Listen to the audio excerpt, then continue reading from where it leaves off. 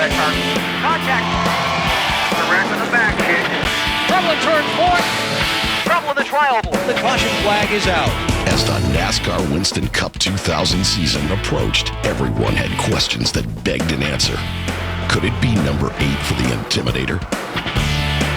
Would Stewart face the sophomore jinx? Could Gordon return to his glory days? Would number 28 make the difference for Rudd? Would the young guns pose a threat to the returning veterans? Would DJ defend his championship title? Or was there a new champion on the horizon waiting to stake his claim to the coveted Winston Cup? Welcome to Volume 2 of Full Access, NASCAR Winston Cup 2000 season, Race to the Championship. 2000.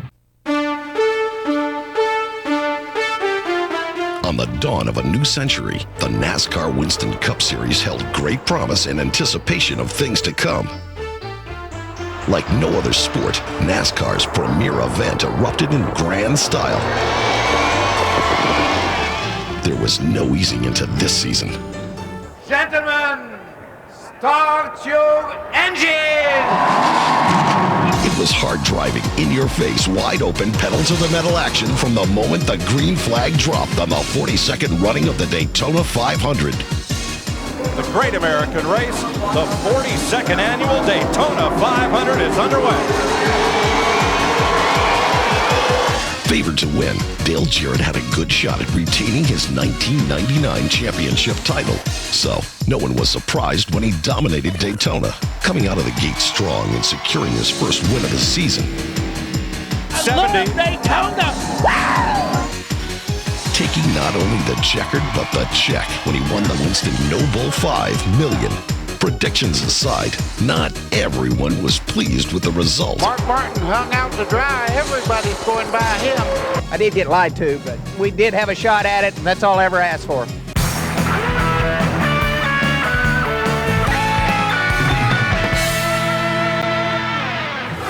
Heedless to feelings, history was poised to repeat itself. There it is.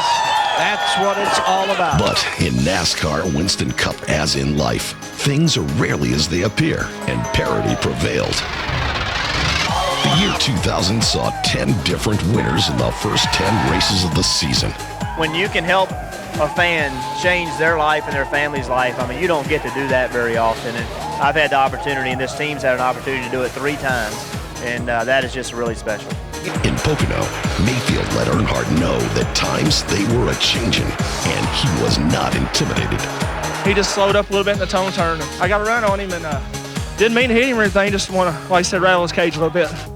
But in Atlanta, Earnhardt proved he still had it when he edged out Bobby Labonte and won by a mere 1/100th of a second. At the stripe, it is going to be Dale Earnhardt by maybe 1 foot as he wins the Cracker Barrel 500 in a photo finish with Bobby Labonte. Sure enough, that last lap, he gave it everything he had, and he came on, and it was a good finish, though. It was a strong run on his part and mine. I tell you what, we fought our heart out right there at the end, Dale and I both did, and that's about the hardest racing I've ever done, and it's just great to be racing with Dale Earnhardt like that. Sweet victory aside, nothing could make a father more proud than seeing his son in victory lane during his rookie season on the famed Winston Cup circuit. Dale Earnhardt Jr. will lay claim to his first NASCAR Winston Cup victory at the Texas Motor Speedway. This accomplishment created the first father-son team to win in a season since the Allisons did so in 1988.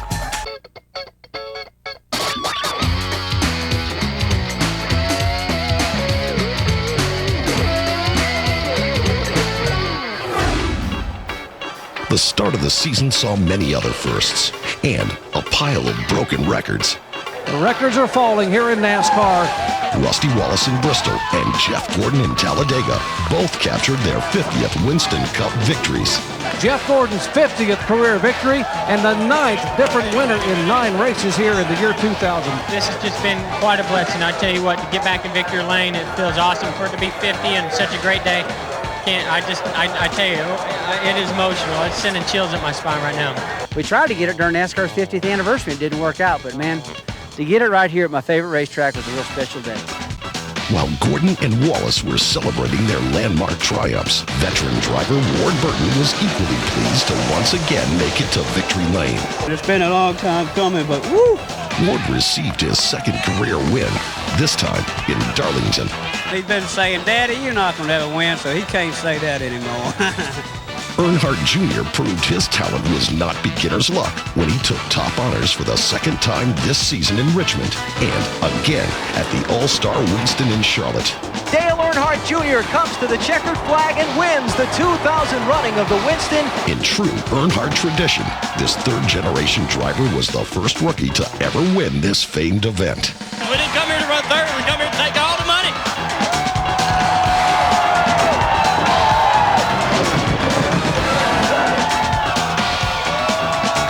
Fellow newcomer Matt Kenseth surprised everyone by winning his first race in one of the crown jewel events, the Coca-Cola 600 in Charlotte. Matt Kenseth is the winner. He becomes the first rookie ever to win the Coca-Cola 600. Beating his opponents across the finish line in the longest race on the circuit was an unprecedented accomplishment for a rookie.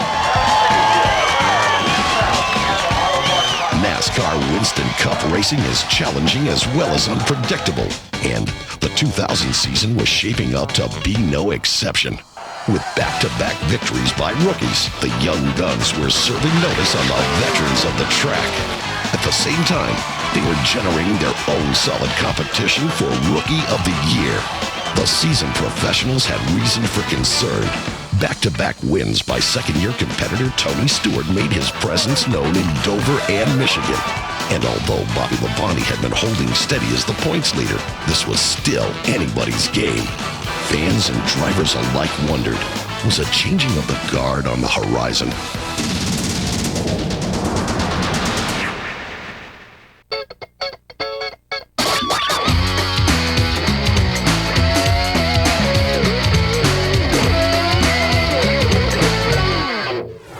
During the second half of the season, Jeff Burton, Dale Earnhardt, and Dale Jarrett were all viable contenders.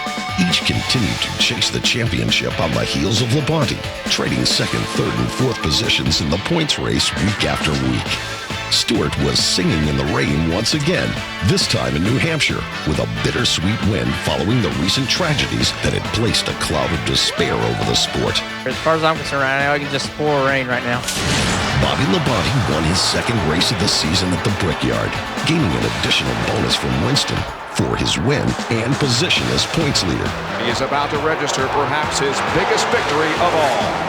Bobby Labonte from Corpus Christi, Texas wins the 7th Brickyard 400 at Indianapolis.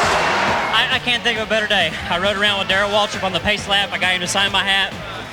My brother, I wish he was out there. He missed his first race today and a lot of races, but the start of a lot more. To beat a great driver like Rusty Wallace was just awesome. Watkins Glen proved to be a challenge for all but one member of the DEI team. The 13th winner of the season, Steve Park, won his first ever Cup race there and ended Gordon's winning streak of 6 straight races on road courses. Mom and Dad were coming home to party, right? Yeah! But Gordon had other things on his mind as tempers flared and tensions ran hot, proving this was not a sport for the faint of heart.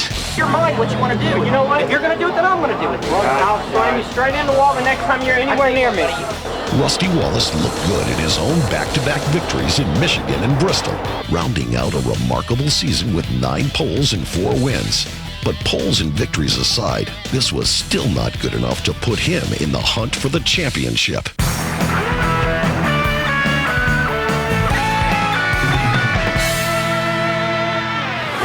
After throttle problems forced him to switch to a backup car, Labonte proved the importance of being lucky as well as good when he came from the back of the pack and won his first ever Darlington race.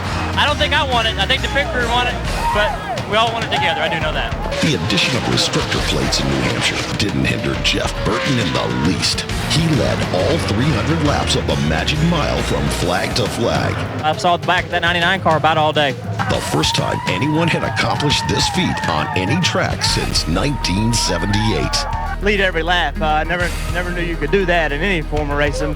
Once again, Tony Stewart forced the veterans to step aside when he racked up another pair of wins in Martinsville and Dover. But luck was not with Burton when his Dover crash extinguished any hopes he had for the championship. Charlotte gave us even more exciting racing as 13 different drivers exchanged the lead 46 times. But it was Bobby Labonte who finally came out on top as he edged closer and closer to the championship title. Undeniably, the most exciting race of the season was the Winston 500 in Talladega. The fans just beside themselves here at Talladega, jumping up and down, yelling, screaming. New rules enforcement and aerodynamic changes gave fans 49 different lead changes. And if that wasn't enough, imagine the excitement that erupted when Earnhardt came from the 18th position with 5 laps to go, passing every car in the process to secure the win. I'd say those last 15 laps are the most horrifying and the most exciting I've ever run in my life. This Winston No Bull 5 winner proved he wasn't taking any from anybody. It's the first time I've won it. I've been eligible several times, so be good going to Vegas now with $1 million in my pocket, huh? Me and Nemchuk won Earnhardt that race. I think he owes us half of that No Bull money. Well, I tell you, he was thanking us at the end there. In Rockingham, Jarrett's luck finally turned when he gained his first ever victory at the Rock. This elusive win brought an end to his 29-race drought. Daytona was a long time ago, so this is fun. Although it proved too little, too late for the reigning champ.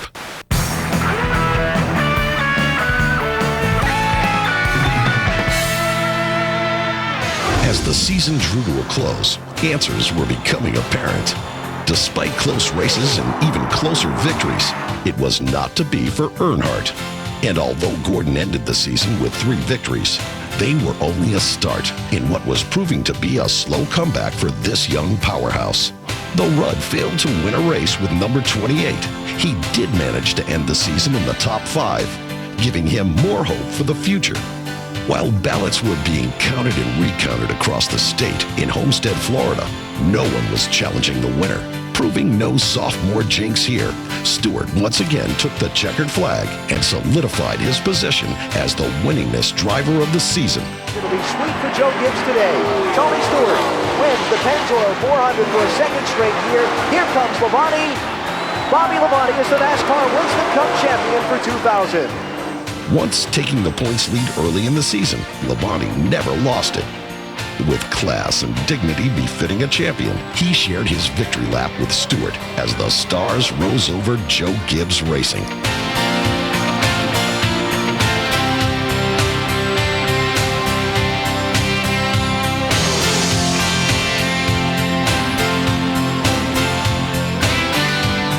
The championship title brought Labonte and brother Terry the record-setting distinction as the first brothers to win NASCAR's highest honor. Bobby broke an additional record by becoming the first driver in the modern era to win both the Busch and Winston Cup championship titles in his career.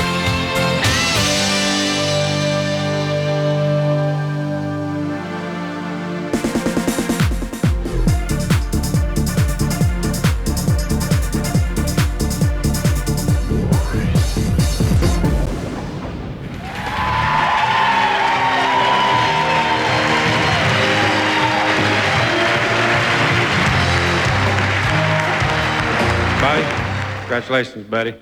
You just kept outdoing me one, didn't you? Every time I'd have a bad day, you'd have a bad day, I'd have a bad day. It was just a tough time catching up with them guys. Couldn't do it. It took 6 years to get here, and the question is, how did we get here? I think the answer is hard work, determination, perseverance, chemistry, never give up attitude, and the direct intervention of God. I also want to thank Tony, Greg, and the whole Home Depot team. Since you guys have come on board, JGR has become a team that everyone is watching. Oh, and thanks for not running over me this year. Pal.